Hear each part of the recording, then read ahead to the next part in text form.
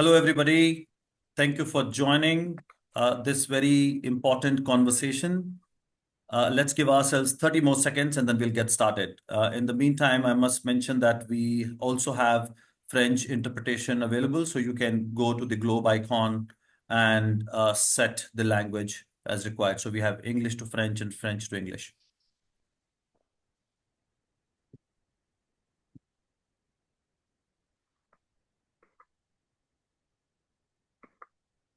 And Zoe has just shared um, how you can activate it and some other tips.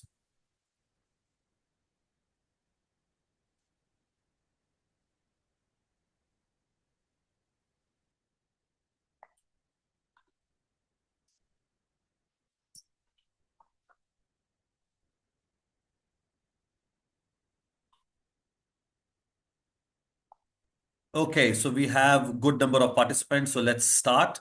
I'm Harjeet Singh, Global Engagement Director with the Fossil Fuel Non-Proliferation Treaty Initiative, and I'm based in New Delhi, India. So today we are discussing the COP29 outcomes and the road ahead in 2025, particularly for the fossil fuel treaty and our demand for a global just transition. As you know, you have been following our treaty campaign for a long time, and we have seen huge momentum over the last few years, and particularly with the growing bloc of 14 nations who have endorsed the treaty, and they are now moving into more diplomatic discussions on how do we craft a pathway on as a legal roadmap to formulate the treaty. And this is critical at this moment, especially as we reflect on the UNFCCC processes, which are not moving quickly nor ambitiously enough. And especially, we are now looking at a time where the US departure from the Paris Agreement is going to happen once again. And the Trump administration in the US is going to try and reverse a lot of gains that we made after a very long, hard fight. Of course, we know US has not been at a place where we wanted it to be, and now having Trump is going to further undermine the role that the US has been playing in different ways. So the outcome of COP29, of course, are a betrayal, and you must have heard from the civil society movement and how climate justice advocates have been calling out countries who did not allow COP29 to be a success. And we have unequivocally rejected these measures, especially when we look at how alarmingly inadequate the global response is to the escalating climate crisis. And Global North, which is largely responsible for the crisis that we face, continues to expand fossil fuels.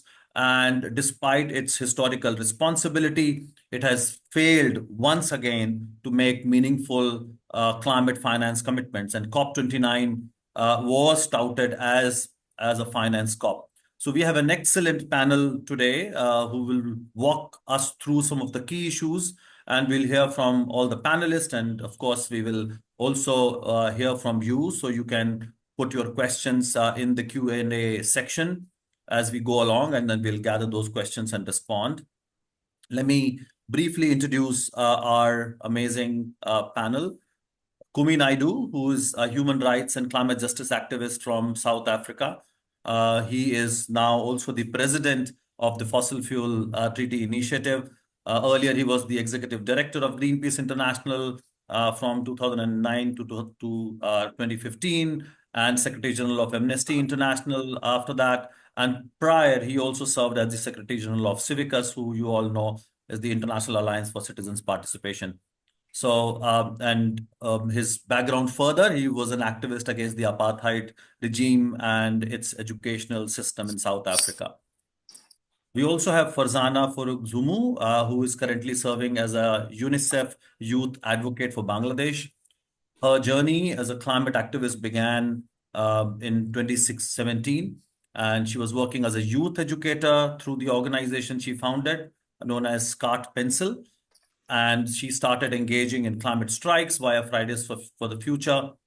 And since then, she has continued her work with the movement, and for the last several years, she has been a champion for the Fossil Fuel Treaty Initiative.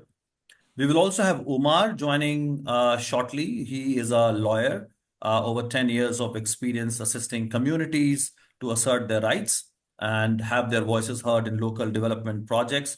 And particularly, he is right now coordinating the Stop ECOP campaign, and which is a global push, as you know, to stop what would be the world's longest heated crude oil pipeline in East Africa if it is constructed the way it is planned. And Omar is quite knowledgeable about energy, climate change, environmental laws, and has dedicated his career to supporting marginalized communities, and particularly in safeguarding their rights as crucial stakeholders. And he has a bachelor's from University of Nairobi, and he has also been an advocate in the High Court of Kenya. And then we have Asad Rahman, who is the executive director of War on Want, where he organizes to put an end to poverty and injustice. Prior, he was the head of international climate at Friends of the Earth, and he has over 25 years of experience in the non-governmental and movements. He has served on the boards of Amnesty International, UK, Friends of the Earth International, Global Justice Now, and Newham Monitoring Project. So I'm sure you all were also equally excited about this panel and hearing their analysis and the way forward as we move towards 2025. So we'll start with COP29, and Asad, if I can come to you. We went to Baku with the hope that we are going to have a new climate finance goal to support the just transition in developing countries. And our demands, of course, were, as we were all wearing that lanyard, calling for $5 trillion annually. And of course, we also had a specific public finance demand for $1 trillion. We didn't get that.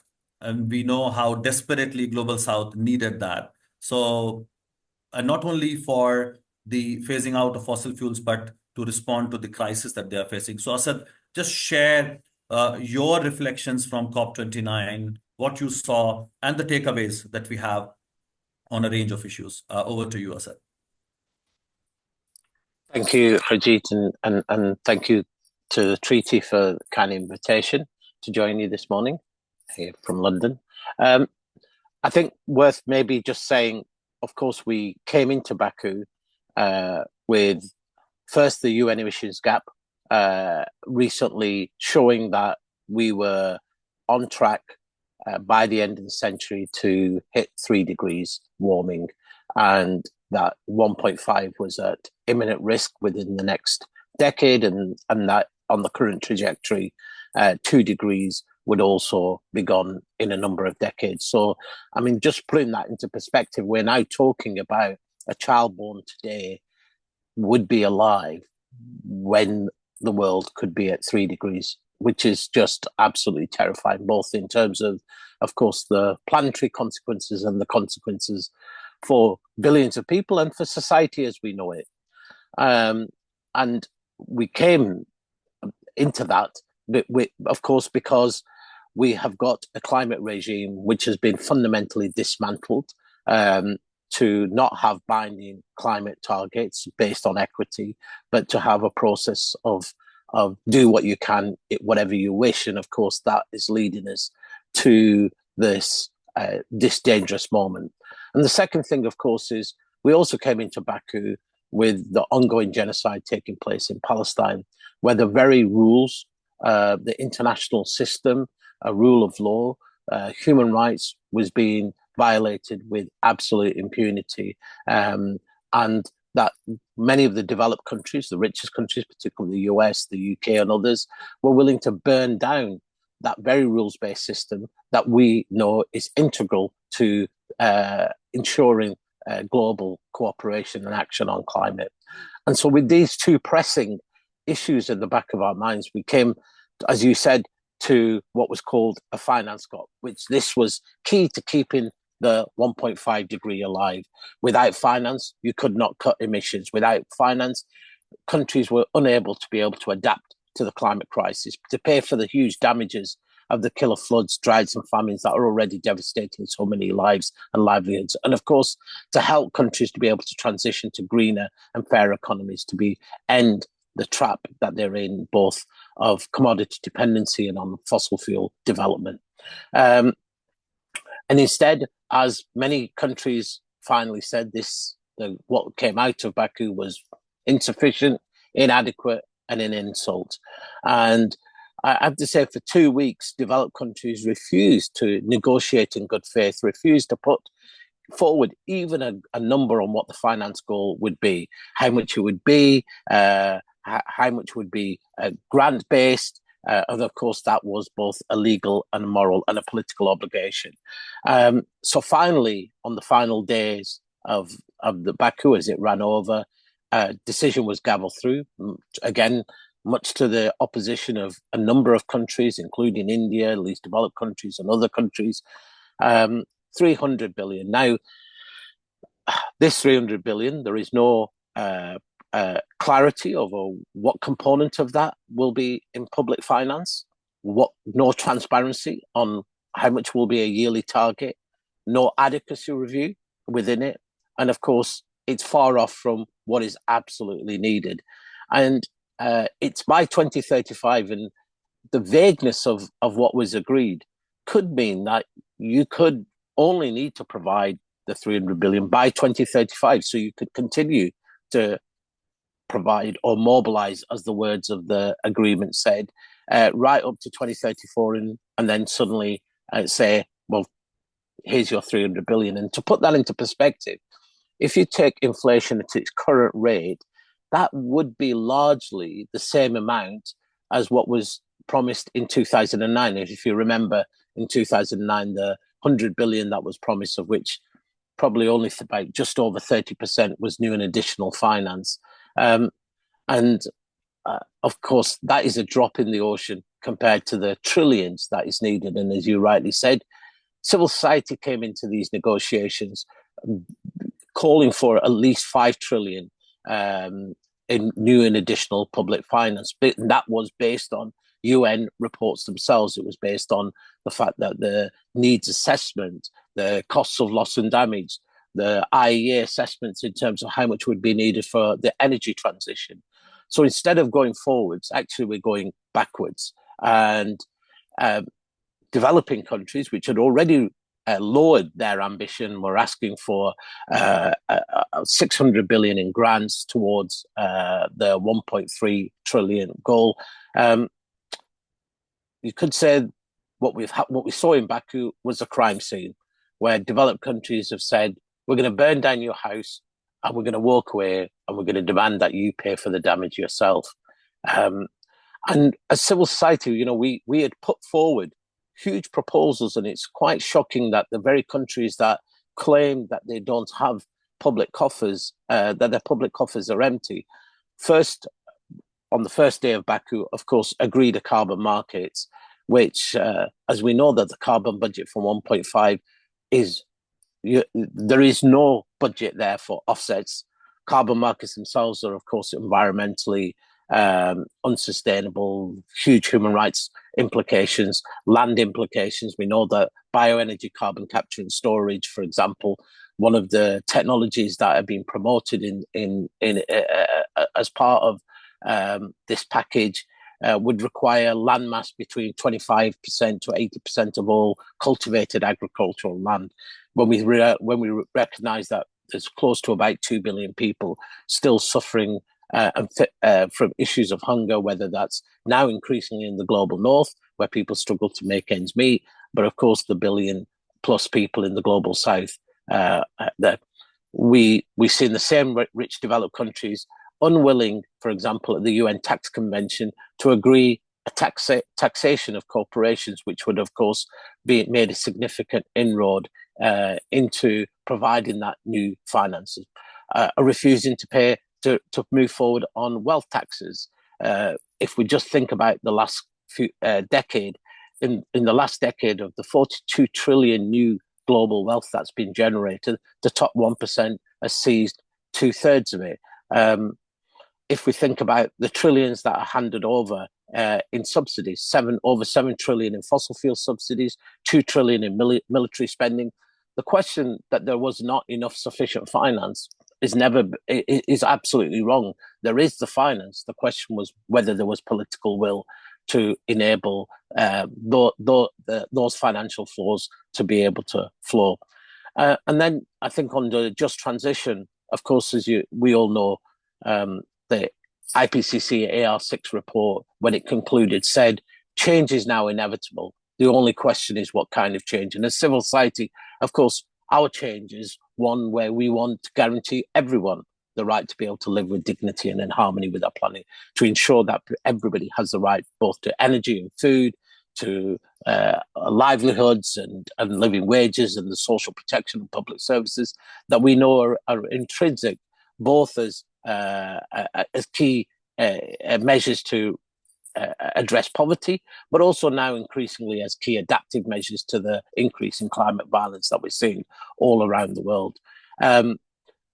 Developed countries' mission within the Just Transition Work Programme has been, of course, to narrow the scope, of not ensure that, to all intents and purposes, they want to kill the Just Transition discussions and ensure that they don't become a work stream. They want to narrow the focus of the Just Transition work stream, and they want to ensure that Just Transition remains a national issue. And of course, whilst Just Transition is a national issue, it's global without the finance, without the technology, without global corporations, we're going to see an unequal and unjust transition. And in the words of the former UN Special Rapporteur, Philip Alston, on extreme poverty, when he wrote, we are creating a world of climate apartheid where the rich will use their wealth to seek safety and leave the poor to burn or drown. And so Baku was, on all counts, hugely disappointing, and both from a presidency point of view, of course, the Azerbaijani presidency itself, and I'm sure you'll talk about its role within the fossil fuel industry, but also because of the intransigence of developed countries. And of course, whilst many of us are rightly concerned about the fact that Donald Trump is being elected as a US president, we also saw Argentina's President Milei withdraw the Argentinian delegation 3 days into the negotiation. But much of this was being led, of course, not by President Trump, by the Biden administration. And it's shocking if we see that this has been the response of the United States prior to Donald Trump. Well, we already know that President Trump has said he's going to withdraw from the Paris Agreement. I think the real challenge now is looking forward to Belém and to Brazil, and seeing how we can combine both social movement pressure on the outside to political pressure on the inside, how we can create a coalition of the willing to move forward on the just and equitable transition, willing to cooperate in sharing technologies, in ensuring that adequate finance flows through, and of course, ensuring that countries aren't trapped into the debt and commodity trap that forces them to exploit even more fossil fuels in the global south. I'll stop there, Haji. I don't know how long you wanted me to speak, No, or if you wanted thank you to. very much. Thank you very much, Asad. That was very comprehensive, and also particularly talking about the political aspect, the political economy of it briefly, and also highlighting, and I'm not going to summarize, but definitely just to underline that how COP29 failed, not only in terms of ambition and substance, but also process. And it's really important to talk about how UN process, which we all really want it to succeed, how we need to make sure that it is reformed in a manner so that it really delivers the mandate and the way it really provides space to vulnerable countries. And Asad, you did briefly mention about the systems. And so we'll come to that in a bit. And of course, from our perspective, the way Just Transition Work Program was almost killed, and we now need to salvage that next year. We'll hear from Farzana about mitigation work program. But one thing that I wanted to quickly touch upon, you talked about financial, the whole finance goal, how vague it is. In fact, the whole new language of unlock financial resources, which is a new one, and we'll see how that unfolds, and the whole inflation angle and the way they are giving more space and weightage to MDBs. So all the multilateral development banks who we know have caused so much of damage, they're going to get more support from this system. And I'm going to share a link of Carbon Brief article, which has done further analysis saying $300 billion climate finance goal is even less ambitious than the way it has been projected. So I'll share that with everybody in a bit. But I would like to go to Farzana now. Farzana, you have been a very strong advocate for youth, and particularly in the global south, that is least responsible for the climate crisis, but bearing the greatest impacts and the brunt of it.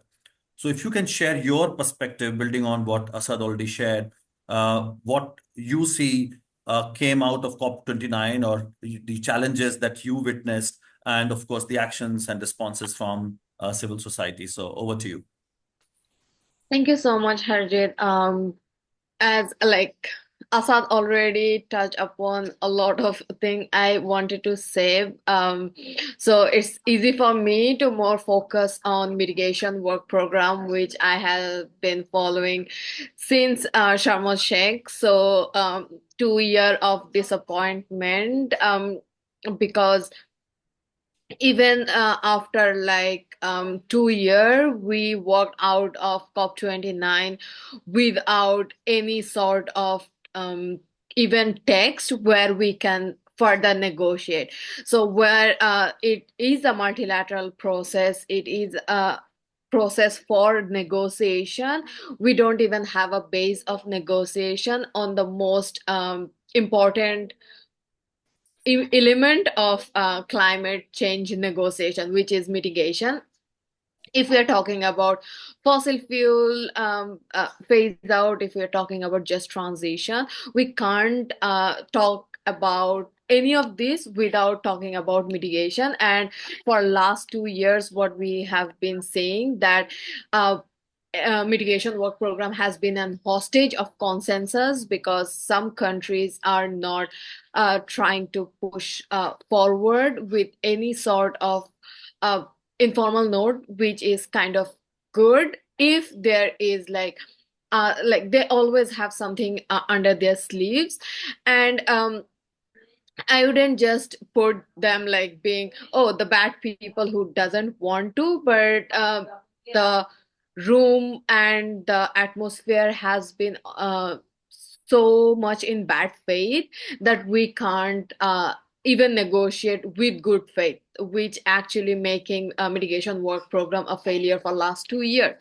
And for next 2 years, many of the civil society is already seeing it as a lost case, which is very much scary for people who is looking for a phase out, especially when we have seen that last COP we had a successful inclusion of fossil fuel phase out, sorry, transitioning away from fossil fuel. And um, like transitioning at this COP, when we expected that there will be a way forward, that how that transitioning away looks like, this year the fossil fuel was not even mentioned. So it's very disappointing for like people who is trying to push for fossil fuel phase out, is trying to push for just transition. What for me is almost like didn't move forward with a small success, I would say, because from the feminist climate movement perspective, we are trying to include many different sort of transitioning plan, including care work, which has been included this year. So out of all the like negative, that's a small positivity we have seen. If I'm talking about like finance, as Asad said, what disappoints me most is how we are sugarcoating the whole situation, saying it's last year we talked about tripling renewable, this year we are talking about tripling finance. And every time people talking about tripling finance, that's so like way of insulting global south, especially like youth who actually will have to um, deal with all the problems and sufferings for not only now but in the future. And they're also trying to sugarcoat, saying that's the best we could have done, when like it's very like basic math that if you stop subsidy for fossil fuel, you can actually give more money than 1.3 trillion to finance goals. And another thing which actually was like surprising, that the mention on new and additional public finance was so hard for them, saying like anything and everything under the our umbrella should be on financing. But when we already know for like 20 years before that, okay, it need to be new and additional and it need to be public finance. So after a long way from Paris Agreement saying we don't have like additional public finance, is kind of mm, undermining Paris Agreement. Finally, what I wanna also talk about is global stock take, because we all know last year we have seen global stock take came out for the plan, and this year we expected that it will talk about how 2025 we will submit our final NDC 3.0, but it didn't actually came out with any sort of decision, which made the submission of NDC very uncertain and vague. One more thing which actually out of all negativity was positive is the more bad faith we see inside the room, the more togetherness I have seen in civil society organizations. Um, the constituencies coming together, having discussion and influencing the negotiation, but also like the country blogs was incredible. And it actually give you a bit more hope that the like hostage we are being from certain countries or consensus will much more stronger if civil society is together. So that's what I got from COP29. Thank you so much, Fazana, and particularly your highlights around mitigation work program and GST. I'm sure many of the people in the audience must have followed, but just to underline the point that you made, we failed to even acknowledge what we got at COP28 to transition away from fossil fuels, which means that we do not have an implementation plan of that decision. So imagine we come to these COPs, and after so much of struggle, after 30 years, for the first time, we managed to get the language on transitioning away, not even as strong as phasing out, which we actually wanted, but now completely ignoring that on how we are going to act upon it, and including, as you said, tripling renewable energy and doubling energy efficiency. So we could not land. And the connection of that with finance is so important. And if we fail on finance, then, as you already rightly said, Farzana, mitigation is going to suffer. And next year, as we have a target of NDC enhancement, the deadline is February 2025, and I know many of the countries are going to not be able to meet that deadline. I think it's going to get extremely, extremely challenging. So the connection of finance to raise the ambition has always been clear, but we fail on finance means it's going to have a huge implication on the NDC announcement. So we'll talk about it in a bit. But thank you, Farzana, for your reflections. I would now like to go to Kumi. Kumi, when COP29 was happening, you and a number of world leaders were in Rio because G20 coincided with the second week of COP29. And we were watching from a distance because you were there. Can you tell us a bit more about what actually happened and what we need to see and where we failed and what we need to see coming from G20 countries? And if you can also connect with what happened or did not happen at COP29. So over to you, Tommy. Thank you, Harjit. Thank you, Hassan and Farhana, for your comments. and greetings, everyone. Before I go to the G20, I just want to make some general comments about the moment we find ourselves in. I think there's no sugarcoating that the space we are in and the level of progress we are making globally is nowhere near we certainly envisaged we would be at the end of Paris, for example, in 2015. But having said that, we also have to be saying to ourselves that the moment of history that we find ourselves in, that pessimism is a luxury we simply cannot afford, and the pessimism that justifiably emerges from our analysis, our observations, and our lived experience can, must, and should be responded to by the optimism of our thought, our creativity, our courage, and our compassion. As Fazan has said very eloquently, there is one optimistic thing in this moment that we find ourselves in, and that is we are seeing resistance rise on a scale that perhaps we have not seen before. Both at the biodiversity COP, where we also failed to get fossil fuels mentioned in the outcome in Cali, Colombia, as well as at the G20, where fossil fuels was very vaguely dealt with. What we are seeing is there are more cities that are joining the struggle.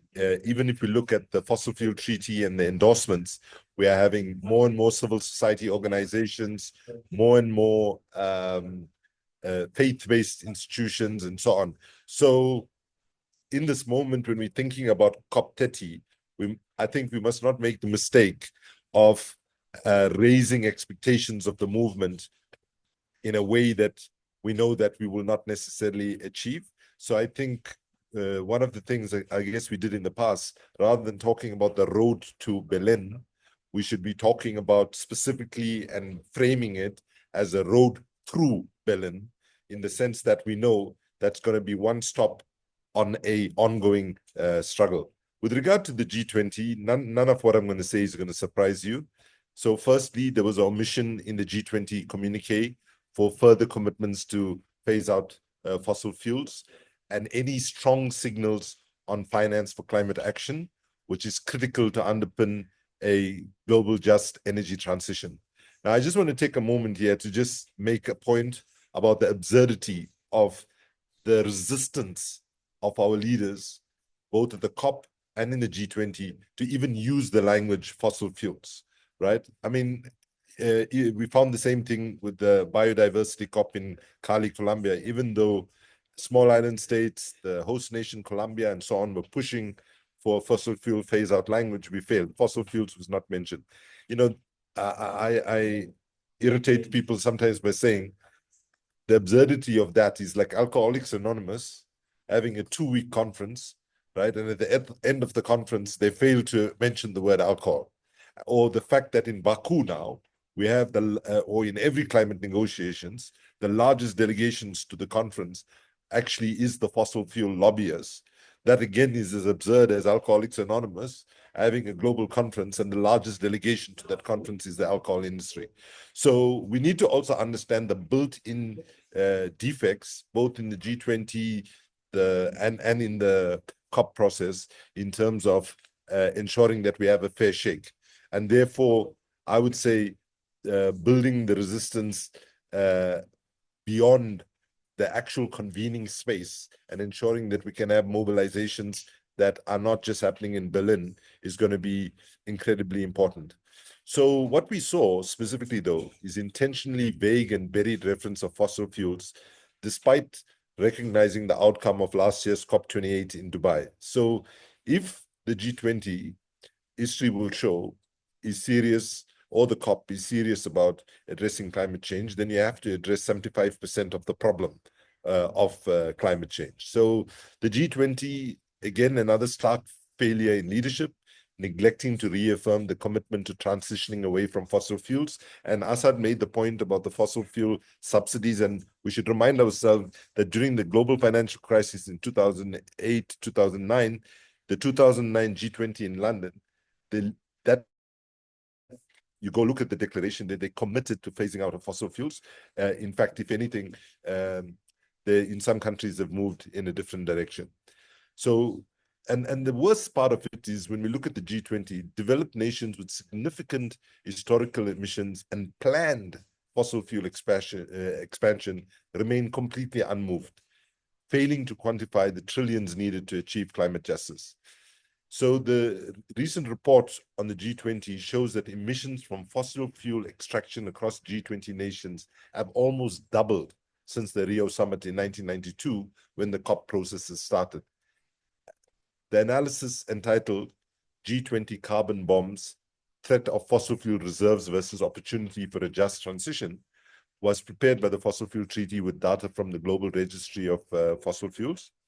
The key findings here include: one, G20's richer OECD members, the USA, Canada, Australia, the UK, Germany, and Italy, are the best placed to transition the economies away from fossil fuels and fastest. Fossil fuel reserves in G20 countries embed over 1 trillion tons of CO2 equivalent greenhouse gases, enough to blow not just the 1.5 degree Celsius, but the 2-degree carbon budget, as Assad has already mentioned. So the business as usual plans of G20 countries would release 850 billion tons by 2050, putting the world on track for 2.5 degrees of warming or much higher. So finally, all major fossil fuel extracting economies in the G20 are in a better situation to tackle the transition than they were 3 decades ago, as they have more income from other sectors and less reliance on fossil fuel extraction. But fossil fuel extraction as a share of economic activity across the G20 has decreased, right? Particularly in China, Mexico, Indonesia, Brazil, and India. So in conclusion, I would say that for next year, we need to also coordinate our strategies much earlier on between the COP process and the G20 processes, because G20 next year is in South Africa, actually. And I think there is possibilities of working with the Brazilian COP and the G20 in South Africa to build towards not just the conversations that happen and what we can do in a negotiating forum that is stacked against us, but what can we do to see next year's moment as the biggest ever mobilization on climate that we've ever had, and the biggest ever mobilization on the phasing out of fossil fuels that we've ever had. And I just want to end with this point. I think we need to add a few more elements into our narratives, and I'm going to add one element in conclusion. Assuming for a moment that our addiction to fossil fuels and our burning of fossil fuels did not cause climate change, okay? Assume that for a moment. Even if that be the case, should humanity be building its future energy system on finite resources? It's absolute madness and irresponsibility. And I would just end by saying that we should see the Fossil Fuel Non-Proliferation Treaty Initiative as a people's treaty process, and we should see it as an effort of protecting what we love and coming up with the language that we can communicate with people, which is much more accessible, less jargony, less scientific, and so on, because we have to broaden the base of participation. Thank you very, very much, Abhijit, and back to you. Thank you so much, Kumi, and thank you for already taking us towards 2025 and beyond, and especially saying that's not just one moment, but so it's not about Baku to Belém, but Baku through Belém, because we know that there are several milestones and we should see Belém as a milestone. Asad, I would come to you. So before we talk much more about the COP process, let's step back and because you did touch upon the process part, where vulnerable countries who even walked out of the negotiating room briefly, and then a very strong comment from Nigeria and India on the process itself. So we know that the discussions that happened and the way they were convened by the host, another petrostate, people are beginning to lose trust in the process. The ones who have been a very strong advocate of the Paris Agreement, and we continue to, and even we continue to remain, because we know that this process has that value. But it'll be useful to hear from you a little bit more about how this is set up and how do you see continuing through COPs, as Kumi also underlined, and how we can advance looking at some of the other processes that are outside, including treaty, ICJ, or anything that you think can actually help us achieve our targets in that global policy architecture. So your views on how do you look at UNFCCC, where do you situate it, but of course look at it from a more broader perspective. Over to you. Thank you, Haji. And I suppose I'd start with two sort of premises. First, we know climate is not just an accidental crisis; it's a crisis that is already unraveling in front of us, and it's a global crisis. And so we need to solve it. No one country can solve it. No one initiative can solve it. You need global cooperation, and so you need a global mechanism. And on paper, you would set it up to be, hey, every country, no matter how big or small, should have an equal voice. It should have civil society should be present because we're the eyes and ears and the voice of those most affected. You should have it taking place on an annual basis, but not allow it to become like the WTO in the back rooms of like a Geneva or in New York. That is ultimately the climate negotiations. So to me, it's never the process that is the problem. The real problem is power. It's political power. It's as we all know, the climate negotiations are ultimately about power of the powerful vested interests, of the economic interests that don't want change, and the power of us as people and as citizens of around the world. And so our starting point has got to be, how do we shift power inside the negotiations? That it's not the process itself, because the alternatives to the climate talks are even more damaging. Those that want to leave it to be a rich country club behind closed doors, making decisions about the rest of the world. We don't want that. We've seen the reality of that because we saw that happen in terms of WTO, the globalization process, etc. We need open and transparent. We need all countries to have a voice. So our starting point at this moment has to be, how do we build sufficient power?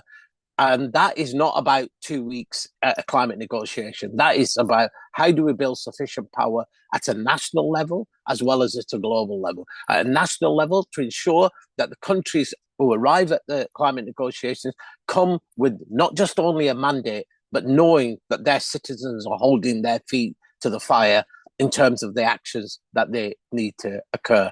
And so I totally agree with Kumi. We have to think about 2025 not as an end goal in Belém, but how do we mobilize to and beyond Belém?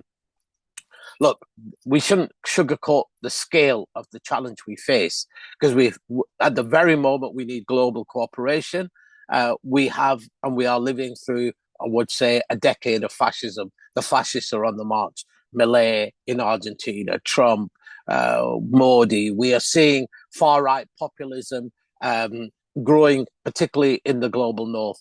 And in many instances, that global north fascism and far-right populism weaponizing poverty and inequality against climate action. And so we know you need a compact on both climate and inequality to be able to move forward. And that means the challenge to us is being able to, as Kumi said, move away from jargon to put forward a vision that is about better for people.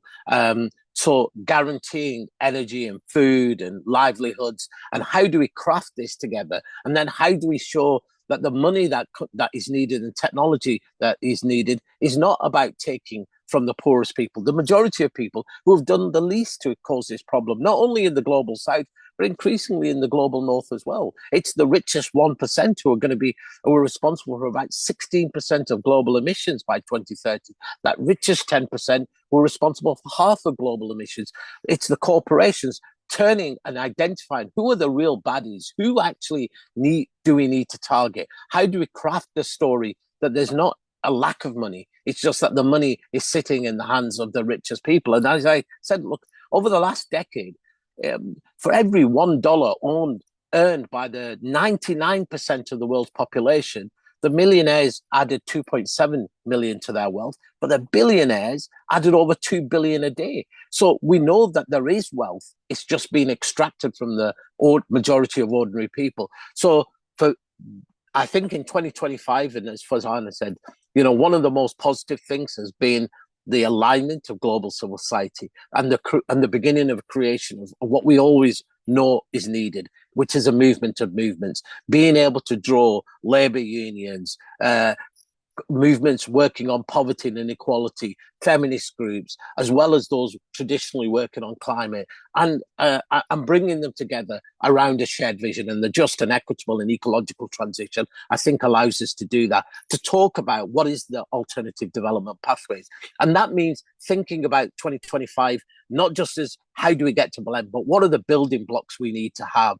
What are the fights that we need to have, both on fossil fuels? And as you rightly said, what we're seeing is a massive expansion of fossil fuels in the global north, over 55% of all new planned fossil fuels in the richest countries in the world, which have got the technology and capacity to be able to shift much faster and quicker and that. But how do we ensure we tackle the climate movement takes on the arguments about debt and cancellation of debt? How do we ensure that in 2025 we win on the tax convention? How do we win on wealth taxes? How do we ensure that financing development is our development model, is a green industrial strategy, not dirty development models that are being put forward? How do we begin to draw all of these, building sufficient pressure so that when we get to Brazil, we have an unprecedented moment to demonstrate our power, not just on the streets of Belém, but around the world as well. And so 2025 has got to be an escalation, but not an escalation only to the end of 2025,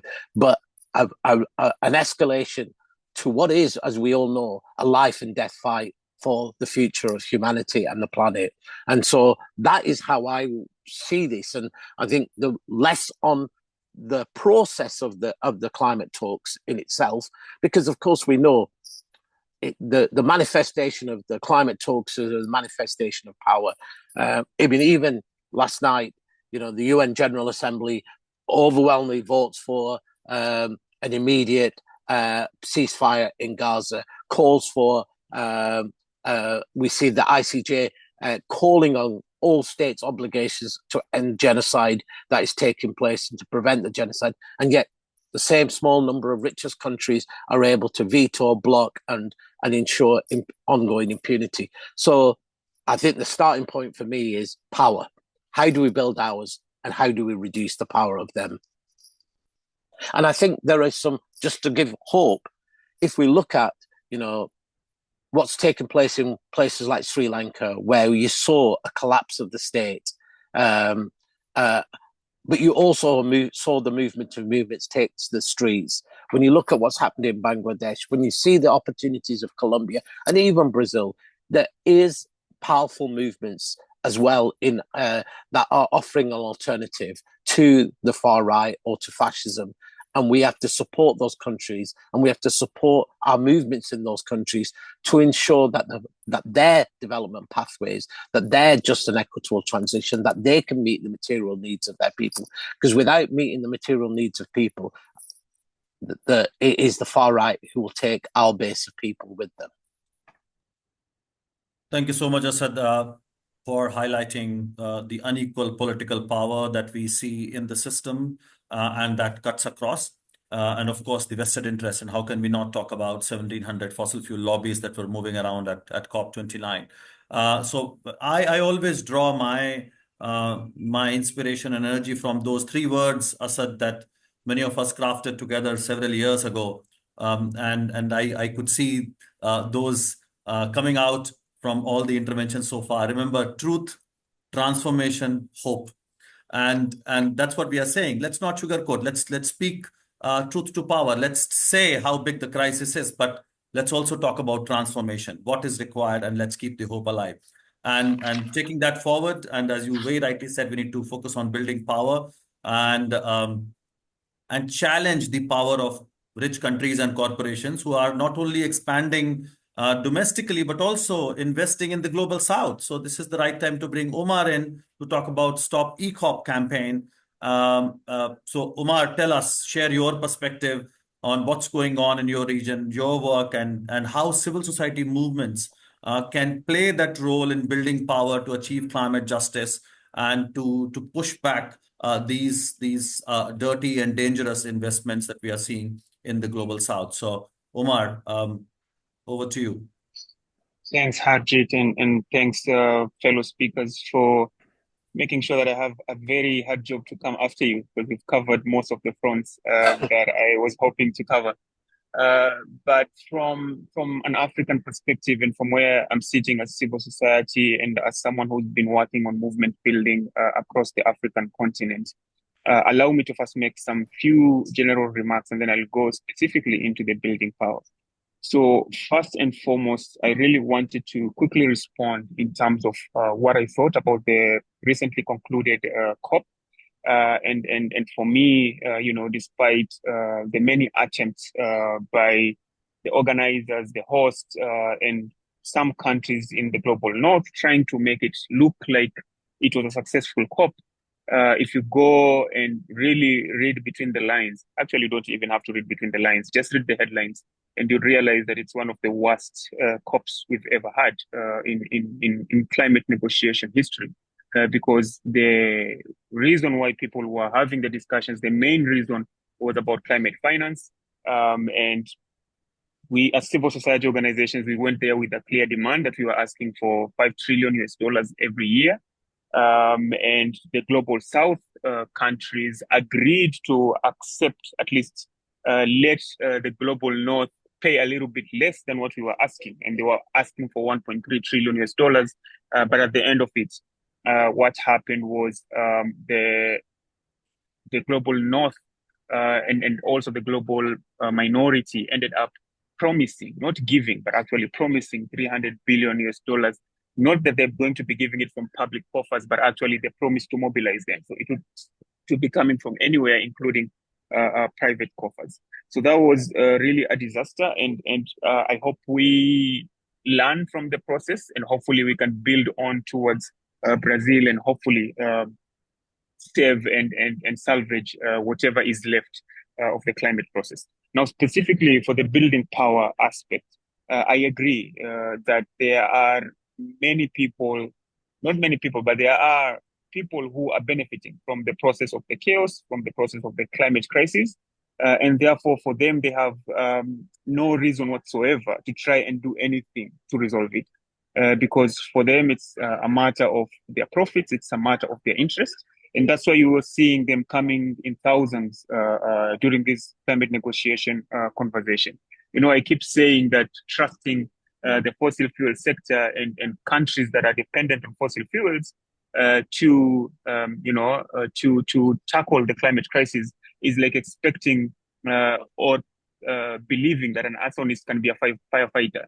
For them, they are driven by seeing this strategy emanating, and that's how they are making the process. So for me, I think as civil society organizations, we don't necessarily appreciate the power that we have. Because when we go to these processes, when we are made to look like we're there as a privilege, when we are meant to be told that we can only go to certain conversations and not attend others, when we don't necessarily even know what's happening within the process, I think we forget that actually we are more powerful than we think. And the problem is we are not necessarily activating and utilizing that power that we have. For me, I keep telling people that when someone is stepping on you or is harming you, you don't go there and start asking in very polite languages and terminologies in terms of excuse me and I'm sorry and what, but you actually speak about the issues that are affecting you, and you're actually calling and demanding for something to be done for it. So one, we need to be clear that in this space, and what we're trying to do is a battle of ideas. On one end, we're having the fossil fuel people who are thriving from the process, that have sold this narrative that utilizing and taking advantage of fossil fuels will make countries rich, will make communities rich. And on our side, we are not necessarily putting forward the narrative of how really bad this is, but also what are the opportunities from the other side. because there are many different alternatives. In my case, in Africa, a continent that have over 600 million people that are energy poor, but also we are having close to 1 billion people that don't have access to clean cooking. More people that are dying from indoor pollution than actually people dying from HIV, AIDS, and tuberculosis combined. So actually, we are having a bigger crisis here, but there are also opportunities because also as a continent that is most endowed with renewable energy opportunities, if we were to tap on the renewable energy options we have in the African continent, according to IRENA, we are having the capacity to just, by 2040, be able to generate up to 1,000% of what we actually, more than 1,000% of what the continent needs for us to thrive and have our energy demand. What this means is that if really we tapped on these alternatives, we will be able to not just give the energy for the people within the continent, but also export some of it to the rest of the world. We know that it's renewable energy now, especially solar, is cheaper. We know that it's cleaner and it doesn't affect people as often as much as it should. But the question then becomes, why then are we not seeing any financing being put into the continent to tap into all of these processes? And for me, therefore, this becomes about not necessarily the global north. There are a few exceptions, but at least a majority of the global north not trying to necessarily tackle the problem or trying to help humanity to prosper, but actually it's about them and their interests and making sure that the rest of us in the global south, which in essence we are the global majority, will remain at the bottom of the value chain so that we can continue feeding on their interests, we can continue providing them with raw materials, and that's what we are seeing in most of the negotiations that we are seeing. So just to finalize, I think it's important for us to know and understand that let's not put our faith, our hope, and all our belief in the people that are supposed to be representing us because they're doing a very bad job at it, but actually put that belief in us, work towards building that movement, that power within us, but also go beyond the civil society and go to the normal person, the pastoralist, someone who is the farmer at the grassroots, make sure that they understand how this is affecting their lives and start building this power to a point where these people have no other option but to actually deal with the problem that we have. Back to you, Ajit. Thank you so much, Omar. That was very powerful and very practical at the same time. Asad, I know you have to go and there are a couple of questions, but I would like to invite you to say some closing remarks, particularly if you look at the questions. You've already talked about the COP processes and how we need to make sure that we reform those, but also challenging the ones who are not allowing us that process to function. So anything else that you would like to add? So there are questions about COP29 not delivering the call from COP28 on ending fossil fuels. Farzana also briefly touched upon that, and basically how we challenge this narrative that COPs are failing. And you did talk briefly about the unequal power. So if you can say a bit more about that, it'll be helpful, and also as part of your closing remarks. I'll just reiterate, it's not the COP as in the building, the process that is failing. This is a fight about power. We are fighting about the kind of world we will have, who has power in that, whose interests dominate. And this has always been a fight. The climate negotiations have been a fight about political economy. And so we should not, underestimate the forces we're fighting against. And we have to recognize that our greatest weapon is the power of people. And so building the movement of movements that is necessary is the critical thing. Without building our political power at a national level and a global level, we're not going to be able to transform these processes.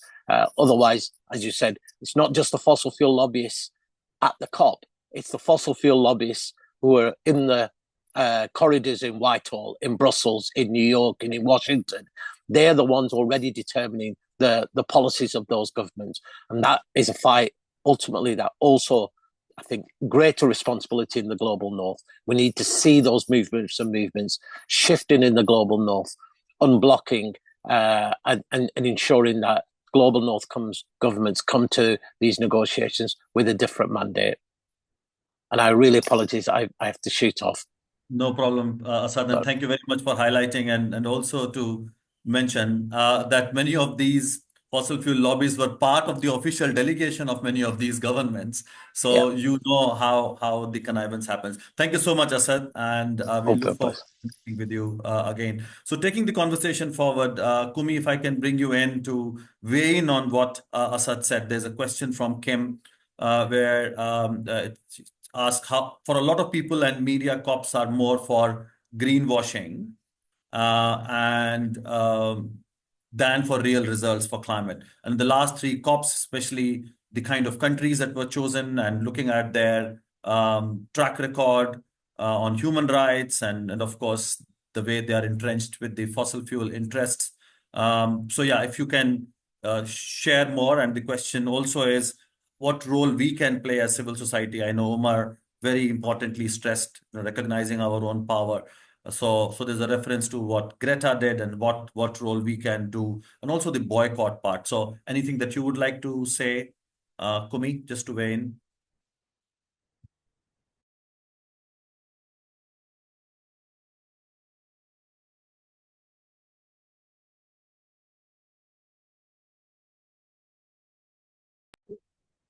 Can you hear me now? Can you see my screen? Yes, we can, Kumi. Okay, great. So, folks, first I just want to say that what Omar said when he said the global majority lives in the global south, I think we should also just remind ourselves what exactly is that proportion, right? Because it just actually makes the unethical nature of what's happening globally even more powerful. So we can play a little bit of a quiz here and people can put their guesses in the chat. What percentage of the global population lives in the global south? But to put you out of your misery, it's 88%, right? So, you know, it's a really very stark when we put that picture, when we think about, and if I can say something that must force us to be self-reflective as well, even our own movements and so on needs to better start reflecting that in everything that we do. But all of us on this panel spoke to the issue about having to really focus on mobilization, and that we have to get much larger number of people engaged as possible. Now, if I can speak with the Fossil Fuel Treaty hat on here to say that, of course, the treaty itself will be negotiated by national governments. And the good news is we've got 14, and without giving anything away, soon to be announced, 2 more countries endorsing, hopefully in the next week. But we've got 14 countries who are seriously now, we've already had the second ministerial in Baku. There's momentum building up. And now those countries are going to be reaching out as a group as well with our support to the rest of the nations in the world saying, please come and join us and let's have a high ambition treaty.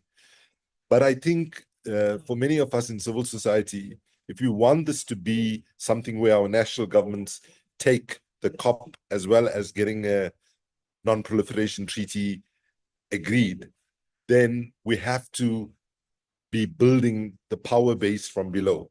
And we need to be focused on getting as many cities in 2025 and towns and village and even rural local government structures to endorse. And that's happening, by the way. Just a few days ago, the city of Dublin endorsed. We have Philadelphia, we have London, we have Kolkata, and so on. More than, I think, 125 major cities around the world right now. We have some states like California. So we should be thinking, like, say, in big countries like India and so on, where we might not be able to get through getting the Indian government itself to join right now. But if we can get 3 or 4 states joining, we're building pressure from below. And then, of course, we need to get a much higher level of participation of civil society as possible. So I thought I would just say that I joined the treaty in September, having been a champion from the outset. And in all the kind of pessimism of this time, I am feeling actually we got amazing momentum right now. And this is a palpable sense of we can make this thing happen. And really the strategy is we get the I ambition countries to start working on the negotiations, and we hope that could start next year. As we get a few more countries join, we don't need to have like 100 countries to start the negotiations. In fact, it's better if we have a smaller number of countries who are genuinely committed to a high ambition action. And I'm of a generation where there was a movie that was very popular when I was growing up, which came out of the United States, which had Kevin Costner in it, called Field of Dreams. And there's a line in it, if you build it, they will come. And that's what we're seeing with the treaty. As we are building it, more and more people are coming. But I want to conclude my intervention by making this point, that because activism starts from the point of how people are oppressed, marginalized, repressed, excluded, and so on, sometimes even us as activists, I believe we make a mistake of thinking that activists, that people have much less agency and power than in reality they actually have. And so what is on the screen is an attempt to remind ourselves that people have multiple kinds of power. And I think in the next year, our responsibility is to unleash all those different elements of power. And I've organized this in sort of 4 quadrants: harnessing our autonomy, our creative participation, our wealth, and our consumption. So if I look at, and you read each of the circles in the quadrants from the middle, so reminding ourselves that people have power as citizens and voters, as shapers of our own destiny, as litigators, and so on. People have power in the cultural space as makers of culture and all forms of art. And of course, many of us have used consumer boycotts in the past, so we know, harnessing our consumption. And then lastly, I wanted to just spend a second on harnessing our wealth, because finance, which was, the big issue at Baku, is something we need to rethink and reimagine in different ways. And there's an example from Australia in 2015 that's an inspirational one, where there was the civil society mobilization to try and stop the biggest ever coal mine being built in Australia. And there was a campaign where people were going outside the banks, whether they had $5 or $5 million in the bank account, it didn't matter. They were outside those banks saying, don't invest in this coal mine. And we succeeded to get all 4 banks in 2015 not to invest. So we should not underestimate that the finance sector, if we go after the money and shut the flow of capital, right? And I think there's to fossil fuels, I think that is an important part of our strategy. On the one question that I'd like to reflect from the chat is this question of boycotting the COP. To be honest with you, those who know me, I've been a long advocate of us boycotting the COPs. I find the COPs, but to be honest, I was part of the leadership that led us in a walkout from Warsaw in 2014 or 2013. 2013, yeah. 2013, yeah. And unsuccessfully argued on other occasions for civil society to walk out, but didn't manage to get people on board. But let me just say that we should see COP not as a space where we're going to have that massive influence, right, in terms of getting the right language in the paper. But our presence at COP is to actually amplify an alternative worldview. We have access to a global media like we never normally have. We cannot have the narratives coming out of the COP that is just those of negotiators that have not yet smelt the coffee properly. And so, and the mobilizations of civil society, there are many creative ideas that are already coming out of Brazilian civil society to really communicate in a different way, using arts and culture, using, like I'll give you an example. There's 2 artists are looking at collecting waste, and working with people who are defined as waste pickers sometimes, but would play a very important service to be part of working with others and to collect the waste and make a shape on the size of Earth. And there's a technology to release that into the atmosphere, and hopefully it will say time for climate justice or time for a fossil fuel treaty. But anyway, I want to end my contribution by saying the question of boycotts is a tactical question. There's never a right or wrong answer. Depending where our analysis starts from, we'll have different perspective on it. The only thing is, in the end, I think we should make sure that it doesn't divide us as a movement. We should understand that there are good reasons for a boycott and there are good reasons to be there. We'll just have to weigh it up, and people might weigh it up differently. But I'm very appreciative to have had the chance to make these comments today. Thank you very much, Harjeet, and everybody. Thank you so much, Kumi. And I may come back to you for final closing comments in a bit, but I have two more questions. So I would like to go to Omar. In fact, Omar, you're well positioned to answer both questions. So one is from Niti, where he says that he attended a Just Transition Coal Platform meeting co-organized by the World Bank last week. Speaking of the World Bank, which continues to promote fossil fuels. Anyway, so he says that the World Bank rep for India kept on repeating that even as renewable energy use increases, we still need to keep burning fossil fuels for base load. So when the sun dopes not shine. There's also an often repeated statement by those in the fossil fuel sector. So how would the speakers respond when they are told that we continue to need fossil fuels for baseload? Omar. Thanks, Harjit. And that's an interesting question. But one thing that I would like people to understand is that, they normally say that it's very hard for anyone to speak against the side of where their bread is buttered. So World Bank and fossil fuel companies are making a lot of money from fossil fuel. So there's no way they will say anything that's going to tarnish and take away from their pie. But there are many reports, including from World Bank, where they're talking about how they want to transition to 100% renewable energy future. It's only the matter of debt, and therefore, in that by itself is already a problem. But as civil society organizations and people from Africa, there have been many reports that have been done. One of them has been done by PowerShift Africa that has taken that challenge and have actually gone to now doing modeling results, academic modeling options to show how it's possible to power Africa, for instance, through 100% renewable energy. And that's a possibility. There are many ways to do it. Including IRENA, who are more of an authority than World Bank when it comes to whether it's a possibility to power the world by renewable energy. And they accept that that's possible, including, as I said before, having over 1,000 more electricity needs for the continent being generated by renewable energy by 2040. But the second thing I would want to tell them is that there's a reason why with all of these options, they're still investing in fossil fuels, especially in the African continent and the global south. And most of it is not even for domestic consumption. It's actually for export.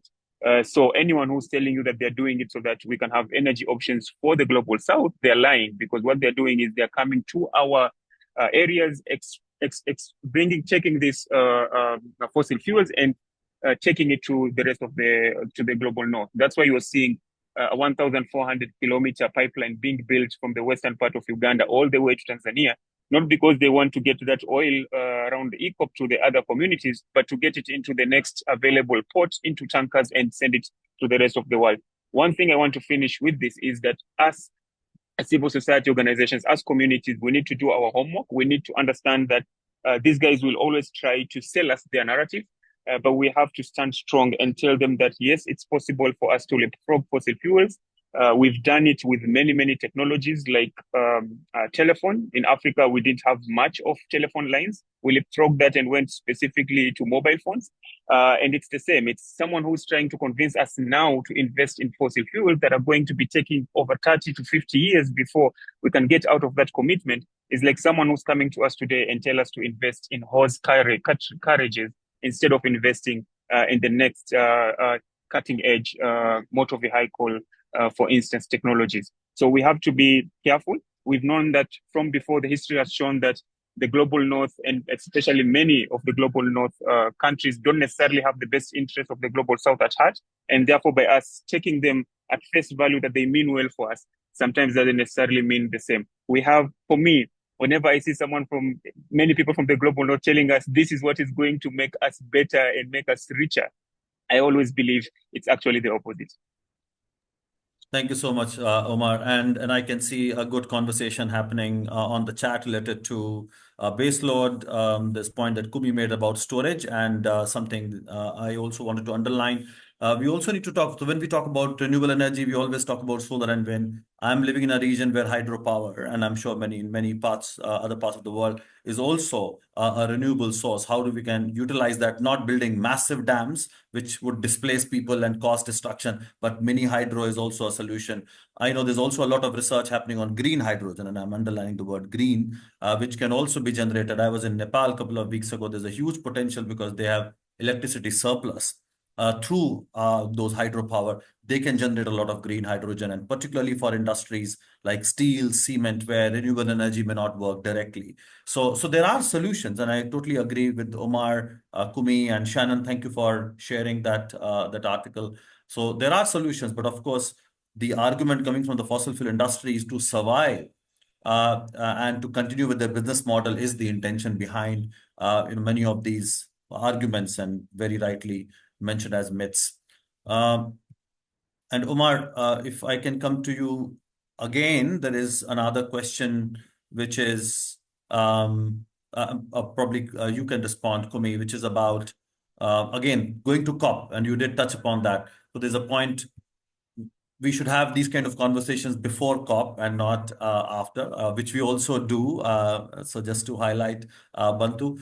But yeah, so I think the important part is we should know what COP space is, what we can leverage. And Kumi and Asad spoke a lot about it. So anything else that you would like to add, Kumi, or even Farzana, how do you look at rather? Kumi, let me bring Farzana here. And because she has been engaging with the space and also working locally on ground. So how do you draw power and synergy between your local work and the COP work? So Fazana, over to you. Thank you so much, Harjit. When I saw the question, how I was thinking around it's really interesting that at this COP, the last day of COP, we were actually discussing this question, whether there should be a walkout or not, because we are trying to support AGN, African Negotiating Group, LDC, least development countries to walk out. So, and the discussion we heard from the seniors who has been following COP for so long, that this is one multilateral space, and we don't put all our trust in this. And when I also listened to Asad saying that in Bangladesh, we overthrown a government who was fascist, and it was from people power. And then I go to COP, I see that again there is people power coming togetherness, which is not just 2 weeks of COP. And then I also come to people in a certain place where this conversation is happening, whether coal is needed or not, and see that they try to put COP as a 2 week process, not the whole year-long process. But for us, it's a whole year-long process, which includes local communities work, which includes how we prepare for COP. My demand for COP is not coming out of this call only. My demand is coming out of people. And I have seen people asking for renewable energy sources, because I am sharing one example from Bangladesh that 15 years before, we started a solar home system, which served 6 million home, which include 20 million people. And after 15 years, now the fossil fuel companies are trying to push centralized system for electricity, and saying that those system didn't work. But when the centralized system was not there, that thing worked 15 years before. So if you are currently saying that, oh, this is not working, all this talk coming out of 2 week of COP doesn't work, it's not from 2 week of COP, it's from the civil society, it's from the community, and the process is just a process which we highlight way too much, I sometimes feels. And that's also where the alternative plannings comes, like a treaty initiative I see as an alternative. Like there are other currently there is ICJ happening, which is other alternative, and I see multilateralism also can have different alternative, which include local communities. Finally, if I'm also like talking about multilateralism from aspect of how the countries are being disappointed and looking for alternative like fossil fuel treaty, I see that African countries, LDC countries, even seeds are looking for better ambition, phase out from fossil fuel, a non-proliferation, and a just transition, which like all the pillars of a treaty we are pushing for. So if we are talking about a treaty, we are not saying, okay, make it another COP. We are saying, let's think together. What can be our values? What can be our principle? What can be our pillars we like hold on, and how to make it people's like for people, not just for the certain companies who's getting profit out of it. So this is a way, like process I have been seeing, and this is a process we include more people. And every time I talk about, oh, this is how we think, and they're like, oh, now it makes sense. It's very easy to understand. It's not very tough to understand, and why we need it. So that's where I see that it's not just like 2 weeks, it's a process, and it's bringing more people. And the more you bring people, the more they will acknowledge that why this is really needed. Thank you so much, Farzana. That was really powerful, and especially coming from you, you and others who have actually shown us how a revolution is possible in these times to even overthrow a government, and the way you connect how people power is required to really influence many of these processes nationally and internationally. Thank you very much. I'll now come to Omar for your closing remark, and then Kumi, if you can also provide your comments and particularly the next steps for treaty. Over to you, Omar. Thanks, Harjit. And for me, really, is to speak to all of us and mention that despite all this craziness, despite all these things happening and us at the verge of giving up, the last thing that we can do is precisely that, giving up the hope that actually we can resolve the climate crisis and get the solutions that we need. Because at the end of the day, there's no alternative. We're talking about billions of our people that cannot necessarily also invest and go to Mars and other places if the climate crisis hits. So all we have to do is keep the faith, keep fighting, realize our power, because we are more powerful than we think and that we understand. And it's about time now to start building on that.